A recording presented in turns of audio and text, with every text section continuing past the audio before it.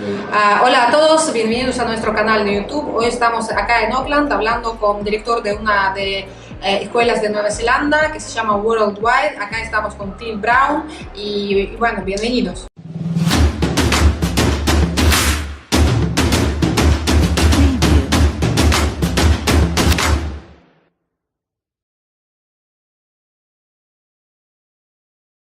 So Clive, thank you for being with us today because we have a very important mission to share your expertise with all Latin American students who is just thinking now to come to study to New Zealand. My pleasure. It's very important, yeah. Thank you very much. Great to be here, and hello everybody. Hola. So Clive is doing his job more than 20 years. That's a lot of time. So yes. He's very experienced and can answer all the important questions. Sure. And tell us a lot of important things you should take care while you are planning your trip and studies abroad. So please tell us, how did you start? Why educational sphere? Why to receive people from all over the world and help them to improve their English? Why? Great question. First of all, just hello to everybody. It's nice to be here, talking to you all. Worldwide School of English, we started in 1989. Mm-hmm. So yeah, more than 20 years we've been running this school. Originally, I have trained in education. I have a degree from Auckland University in education. Mm-hmm. I'm also a trained teacher, so I did spend a couple of years as a teacher. Then, like many New Zealanders, I travelled around the world. Okay. And we call it the OE, the Overseas Experience. Yeah. And that's something that most New Zealanders do. Because New Zealanders, we are away from much of the world. So for many New Zealanders, they travel when they are young. Mm-hmm. So I spent several years traveling around the world. I lived and worked in London. I lived and worked in Korea, Japan. So I spent several years traveling around the world, working around the world, and I started to do a little bit of English teaching in some countries. Mm-hmm. So when I came back to New Zealand, I thought, this is what I want to do. I want to teach English, and I want to welcome people from all around the world to my country. And that's what I did. So we started Worldwide School of English, and for a very long time I have been welcoming students from all around the world to come and study English. For example, just to have an idea. Well, at the beginning I was a teacher, but as the school grew and became bigger and more popular, I had to stop teaching, and I had to be more focused on the managing, the marketing, that kind of work. So for about the last 20 years, that's what I have been doing, focused on the marketing, traveling around the world, meeting partners in lots of countries. So for the last 20 plus years, I travel between 3 or 4 months every year, and on average I visit about 25 countries each year. Each year? Yes. To understand if the country is interested in cooperation or just for your general experience, I don't know. Well, it's business travel. Yeah. So what that means is I travel to countries, first of all, where they don't speak English, because if I travel to, Scotland or USA, England, it's not for business, because they don't need to come here to learn English. So it has to be countries where English is not the language that is spoken. In terms of being able to get a student visa to come to New Zealand, so some countries it's not possible for them to get a visa. So I travel to countries where visas are possible to come to New Zealand. So that's what I do. I travel around the world.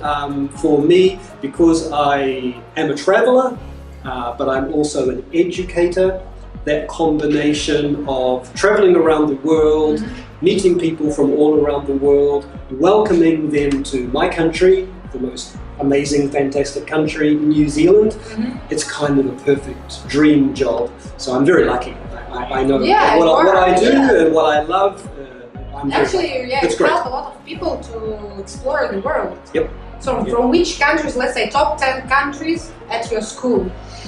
Who's coming to Because I travel a lot and I visit people from all around the world, we get students from all around the world. So worldwide school is a worldwide school in that we get students from worldwide. Okay, let's say so Asia, the big markets for us, the three or four big markets.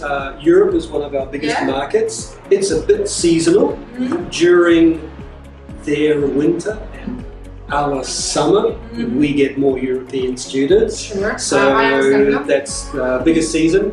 Throughout the year, also from Latin America, it's a very big important market for us. And also the Asian region.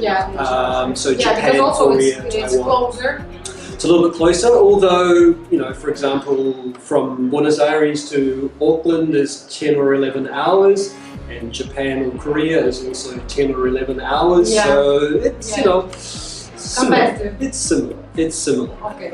So the Asian region, and also some students are coming from the Middle East, Saudi Arabia, Kuwait, places like that, Oman, and the French-speaking Polynesian countries, Tahiti, New Caledonia. So those are generally the regions. Yeah, worldwide.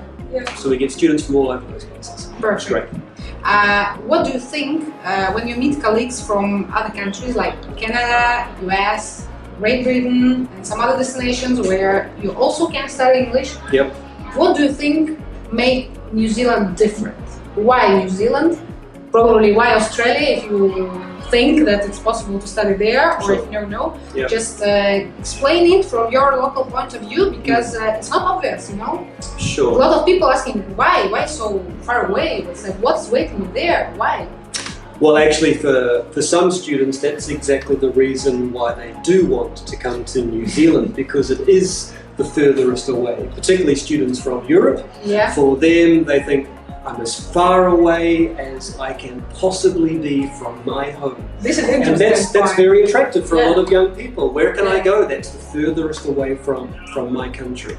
So the actual opposite of New Zealand is Spain. Okay. If you go through the center of the world from New Zealand, you will arrive somewhere in Spain. So Europe is really the opposite direction. So I think that's one reason a lot of Europeans come to New Zealand, for tourism reasons, for travel reasons. New Zealand is a world famous tourism destination. The scenery, the activities, the safety, lots of reasons why people want to travel to New Zealand. So connected to that is the education, English language. I think nowadays safety is a big reason. As for example, for young travelers, like even these young travelers are not thinking about this, their parents, they do think. Sure. So this is important. New Zealand has that reputation. But I think there's another part of that safety thing also about New Zealand, and that is different people from different cultures, different ways of life get on well in New Zealand. Okay, it's like a melting pot. Kind of like a melting pot, yes, that's right. And part of that is because of New Zealand's history, its background. New Zealand's history started from the native people, the Maori people, and the British people when they arrived. And they made an agreement after a few years of British colonisation of New Zealand, that the British people and the Maori people would work together as one, as equals, to create this country of New Zealand. Well, the mentality of that was that from the beginning, New Zealand's history was as a bicultural country, that the British people and the Maori people were equals, they would work together, they would share things. It was a great idea. Of course, as with anything like that, there are problems and difficulties and differences. But the fundamental idea is the basis of New Zealand. So from that, when other people from other cultures and other countries immigrated to New Zealand, that original founding mentality continued. So especially these days when you look at what's happening in many parts of the world with conflicts between different groups of people and issues with that kind of thing, that basically in New Zealand we don't really have that problem. Yeah, I passed now in the cafeteria, the lunch and time, and it's like full of people from like I don't know how many countries, but it's very like seems to be United Nations meeting or something like this. Sure, of course, that's right. And a language school like mine should be like